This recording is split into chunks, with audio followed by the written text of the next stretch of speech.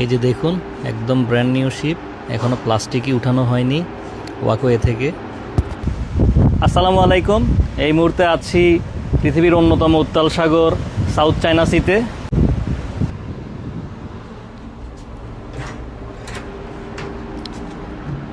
এই যে দেখুন, একদম ব্র্যান্ড নিউ শিপ, এখনো ওয়াকওয়ের প্লাস্টিক উঠানো হয়নি।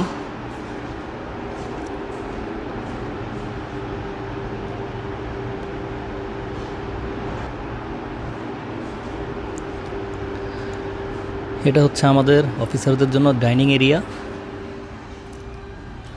এক পাশের টেবিল হচ্ছে জুনিয়র অফিসারদের জন্য, আর ডান পাশের এই যে টেবিলটা হচ্ছে সিনিয়র অফিসারদের জন্য।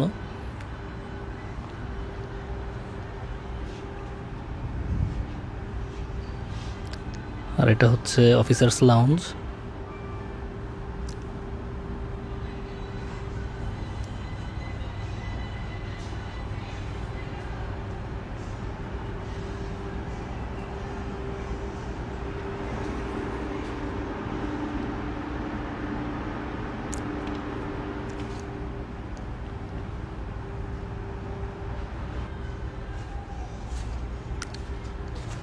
ডাইনিং এরিয়ার এই যে জানলা দিয়ে খুব সুন্দর সি ভিউ দেখা যায়। এই যে দেখা যাচ্ছে সাউথ চায়না সি।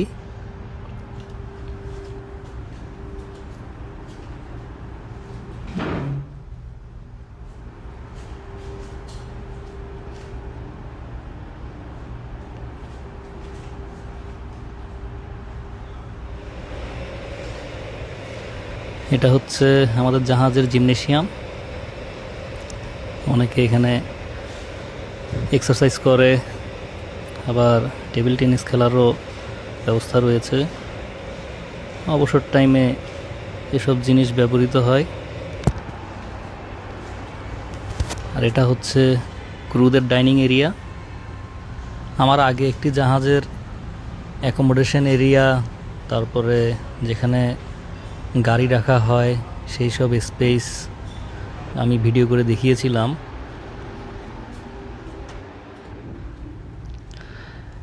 এই হচ্ছে উত্তাল সাউথ চায়না সি, যদিও এখন বেশ শান্তই বলা চলে। এই সাগরের নিচেই রয়েছে বহু জ্বলন্ত আগ্নেয়গিরি। উপরে পানি কি সুন্দর, কিন্তু এর নিচে কিন্তু আগুন জ্বলছে বলা চলে। এই যে সাগরের ঢেউ আপনারা যে উপরে দেখছেন, ঢেউ কিন্তু শুধু উপরেই নয়, পানির অনেক গভীরেও ঢেউ রয়েছে, যেটা ইন্টারনাল ওয়েভ নামে পরিচিত। এবং এই ইন্টারনাল ওয়েভের মধ্যে সবচেয়ে বড় ওয়েভগুলো হয় এই সাগরেই। সাগরের গভীরে এই বিশাল ইন্টারনাল ওয়েভ নিয়ে আল কোরআনের সূরা আন-নূরের 40 নম্বর আয়াতে খুব সুন্দরভাবে বর্ণিত হয়েছে। আর সাগরের 200 মিটার নিচে থেকেই সূর্যের আলো আর ঠিক মতো পৌঁছায় না। এই কারণে যত গভীরে যাওয়া হয় ততই অন্ধকার, এবং এত অন্ধকার যে কেউ তার নিজের হাতও দেখতে পাবে না। এবং এই ব্যাপারটিও আন-নূরের 40 নম্বর আয়াতে খুব সুন্দরভাবে লেখা আছে। একবার জাস্ট কল্পনা করুন, এই যে সাগর আপনি চোখে দেখছেন, এর উপরে যে ঢেউ দেখছেন তার চেয়েও বিশাল বিশাল ঢেউ এর নিচে বয়ে চলেছে। তারও নিচে জ্বলন্ত আগ্নেয়গিরির থেকে অগ্ন্যুৎপাত হচ্ছে, কিন্তু কিছুই আমরা দেখছি না, কিন্তু এসব বাস্তবে ঘটছে প্রতিনিয়তই। সবই আল্লাহর সৃষ্টি। আজ এ পর্যন্তই। সবাই ভালো থাকবেন। আল্লাহ হাফেজ।